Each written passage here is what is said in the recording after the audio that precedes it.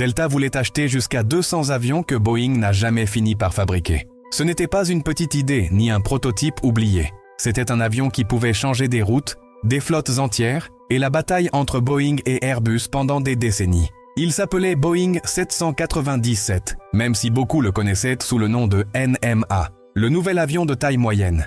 Delta le voulait, Qatar l'observait de près. Mais juste au moment où il semblait plus nécessaire que jamais, Boeing l'a freiné avant qu'il puisse décoller. Et aujourd'hui, le vide qu'il promettait de combler existe toujours.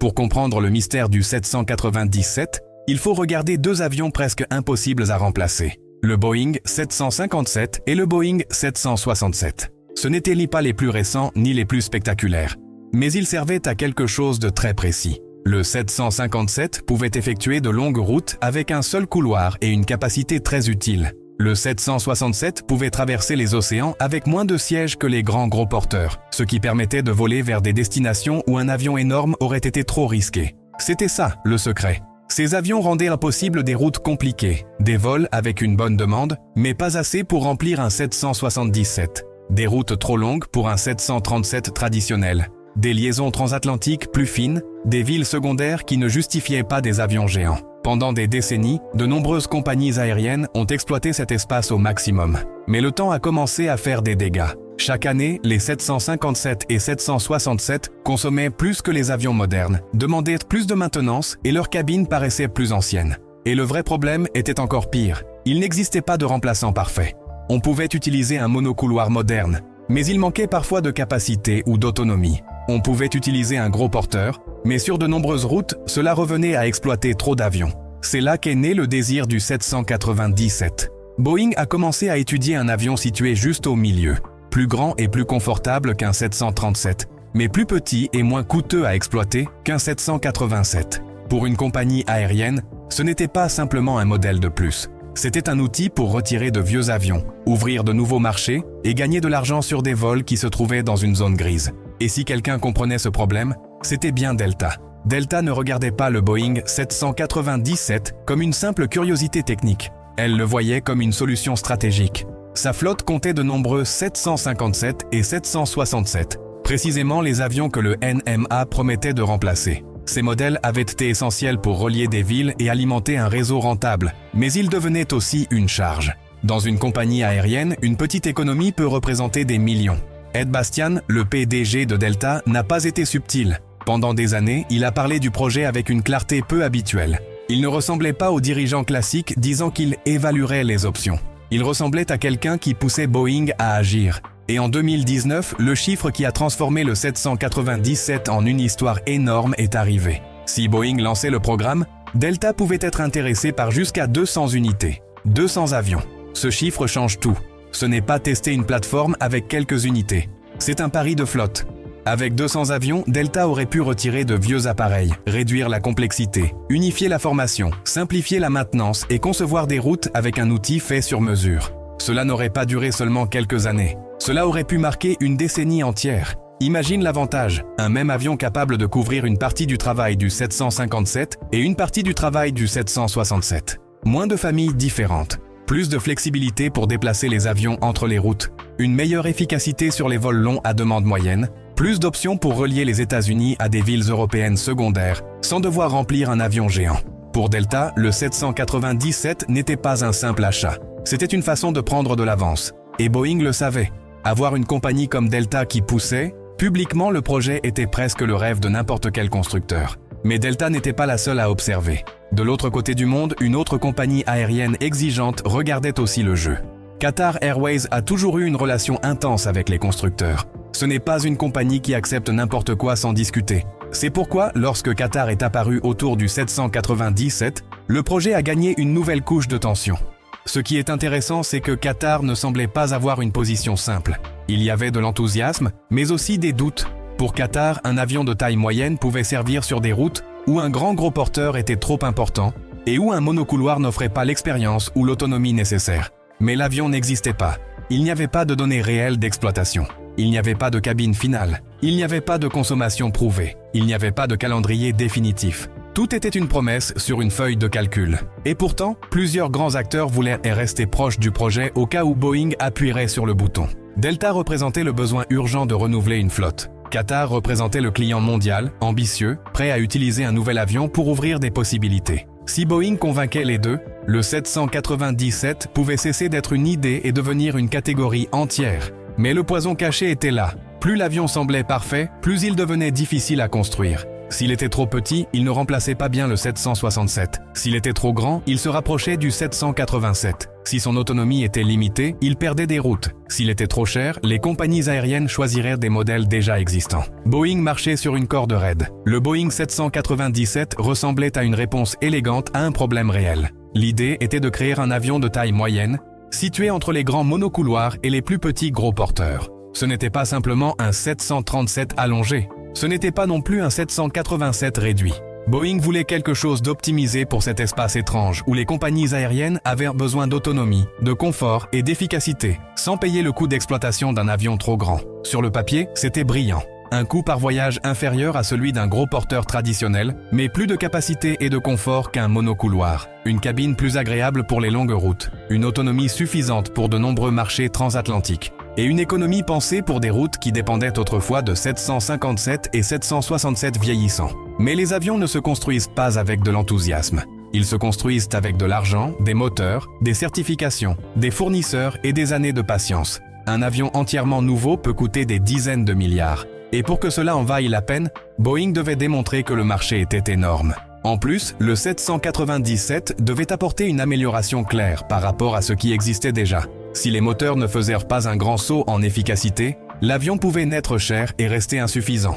Airbus pensait pouvoir attaquer une partie du marché avec la famille A321. Boeing pouvait étudier des variantes du 737 MAX ou du 787, mais aucune option n'était parfaite. Le NMA semblait être la solution la plus propre, mais aussi la plus chère. Puis est arrivé le choc qui a changé toutes les priorités. En 2019, Boeing est entré dans l'une des périodes les plus difficiles de son histoire moderne. Le 737 MAX s'est retrouvé sous pression mondiale après 2 tragédies aériennes séparées de quelques mois. Les régulateurs, les compagnies aériennes, les pilotes, les passagers et les gouvernements ont commencé à regarder Boeing avec une sévérité que l'entreprise n'avait pas connue depuis des décennies. L'avion le plus important de son catalogue a été immobilisé. Et quand ton produit le plus vendu s'arrête, tout le reste passe au second plan. L'impact n'a pas seulement été financier, il a aussi touché la confiance. Boeing devait répondre aux autorités, revoir ses processus, modifier des systèmes, reprendre les livraisons et protéger sa réputation. Chaque titre rappelait que la priorité n'était plus de lancer un nouvel avion, mais de réparer celui qu'elle avait déjà. Le 797 s'est retrouvé piégé dans ce changement de réalité. Ce qui semblait auparavant être une opportunité historique a commencé à ressembler à un luxe dangereux. Lancer un programme propre en pleine crise de confiance aurait été un pari énorme. Boeing avait besoin d'ingénieurs, d'argent et d'attention de la direction pour le MAX. Le NMA a perdu de l'oxygène juste au moment où il en avait le plus besoin. Et alors que Boeing semblait se réorganiser, un autre coup est arrivé, la pandémie. L'aviation mondiale s'est effondrée. Des avions stationnés, des routes annulées, des compagnies aériennes qui brûlaient leur trésorerie et des passagers disparus. Parler d'un nouvel avion pour ouvrir des routes moyennes semblait presque irréel. Les compagnies aériennes ne pensaient plus à s'étendre. Elles pensaient à survivre. Ce double choc a été brutal. Boeing a fini par freiner le projet et le repenser. Ce n'était pas simplement un non. C'était quelque chose de peut-être plus frustrant. Réétudier, regarder à nouveau, attendre encore. Et dans l'aviation, attendre trop longtemps peut coûter une catégorie entière. Car pendant que Boeing hésitait, Airbus a trouvé la porte ouverte. Airbus a compris quelque chose de clé. Elle n'avait pas besoin de créer l'avion parfait pour gagner du terrain. Elle devait seulement offrir une solution disponible, efficace et suffisamment proche de ce dont les compagnies aériennes avaient besoin. C'est là qu'est entrée l'A321XLR, une version long courrier de la famille A320 Neo, conçue pour couvrir de longues routes avec un avion monocouloir. Ce n'était pas un 797. Il n'offrait pas exactement la même capacité ni la même idée de cabine, mais il avait un avantage énorme. Il appartenait à une famille déjà connue. Les compagnies aériennes pouvaient se profiter des pilotes, de la maintenance, des pièces détachées et de l'expérience déjà existante. Cela réduisait le risque, et dans une industrie obsédée par le risque, ce mot pèse énormément. L'A321XLR a attaqué précisément l'espace où Boeing avait laissé des doutes. Les routes transatlantiques fines, les marchés secondaires, les longs vols où remplir un gros porteur était compliqué. La promesse était simple. Ouvrir de nouvelles destinations sans parier sur un avion énorme. Et ce qui était douloureux pour Boeing, c'est qu'Airbus n'a pas eu besoin d'attendre que le monde soit parfait. Iberia a reçu le premier A321XLR en 2024, transformant une idée en métal réel. Pendant que le 797 restait un « et si », le XLR se préparait déjà à traverser l'Atlantique. La conversation a changé. Elle n'était plus « que va faire Boeing avec le NMA ?» Elle est devenue « combien de routes Airbus pourra-t-elle ouvrir avec l'A321XLR ?» Boeing n'a pas seulement perdu du temps, elle a perdu de l'espace mental chez ses clients. Et Delta a aussi dû cesser d'attendre. Avec le 797 gelé, Delta a fait ce que font les compagnies aériennes quand l'avion idéal n'existe pas, assembler des pièces imparfaites. Pour une partie de ces routes, l'A321neo convenait très bien. Il était moderne, efficace et utile pour remplacer des missions qui pouvaient auparavant revenir au 757. Mais il ne pouvait pas tout faire. Sur certains vols, il manquait de capacité, d'autonomie ou de marge. Sur d'autres, l'expérience en cabine n'était pas la même que celle d'un avion à 2 couloirs. Pour la partie plus grande du problème, Delta s'est tournée vers le Boeing 787-10. En 2026, elle a annoncé une commande de 30 unités, avec des options pour 30 de plus. Ce mouvement avait du sens pour renouveler une partie de sa flotte long courrier et améliorer l'efficacité sur des routes importantes. Mais le 787-10 joue dans une autre catégorie. Il est plus grand, plus capable et davantage orienté vers les marchés à forte demande. Il sert à beaucoup de choses, mais il n'occupe pas exactement le point que le 797 promettait de dominer. C'est là que se trouve l'ironie. Delta a fini par acheter par le bas et par le haut. L'A321neo pour les missions monocouloirs. Le 787-10 pour le long courrier avec plus de demandes. Mais le centre, cet espace étrange entre les deux, est resté sans pièce parfaite. Qatar a aussi continué son chemin. Des années après cet intérêt autour du NMA, la compagnie aérienne a signé avec Boeing une commande historique de jusqu'à 210 gros porteurs, incluant des 787 Dreamliner et des 777-9. Boeing a bien réussi à vendre à Qatar une vision d'avenir, mais ce n'était pas la vision du 797. Les compagnies aériennes n'ont pas cessé d'avoir besoin d'avions. Elles ont simplement cessé d'attendre que Boeing construise ce modèle intermédiaire. Et quand les clients tournent la page, les récupérer devient beaucoup plus difficile. Mais le plus inquiétant, c'est que le problème existe toujours. Le marché intermédiaire est toujours vivant. C'est la partie qui rend l'histoire du 797 si frustrante. Les compagnies aériennes veulent encore des avions efficaces pour des routes longues à demande moyenne. Elles cherchent encore à connecter des villes sans remplir un gros porteur géant. Elles essaient encore de réduire les coûts, d'augmenter les fréquences et d'ouvrir des marchés avec moins de risques. La différence, c'est que le plateau compte maintenant d'autres joueurs. Airbus a déjà placé la 321XLR comme réponse pratique. Delta commande déjà des avions pour couvrir ses besoins par différents extrêmes. Qatar a misé sur des gros porteurs de nouvelle génération.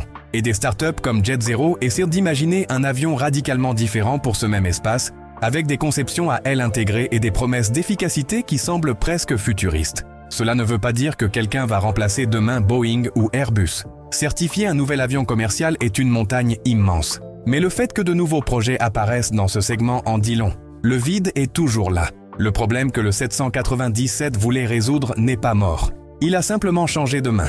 Pour Boeing, c'est la question inconfortable. A-t-elle seulement perdu un programme ou a-t-elle perdu une opportunité historique de définir la prochaine catégorie d'avions? Peut-être qu'elle n'avait pas d'autre option. Avec le 737 MAX, la pandémie, les problèmes de certification, la pression financière et la nécessité de regagner la confiance, lancer un avion totalement nouveau aurait été extrêmement risqué. Mais l'industrie n'attend pas éternellement. Les routes continuent de s'ouvrir, les vieux avions continuent d'être retirés, les concurrents continuent de vendre, et les passagers ne voient jamais l'avion qui aurait pu exister. Ils voient seulement celui qui arrive finalement à la porte d'embarquement. Le Boeing 797 est resté comme l'une des grandes histoires de ce qui aurait pu se passer dans l'aviation moderne. Delta aurait pu en acheter jusqu'à 200. Qatar aurait pu être l'un des noms clés.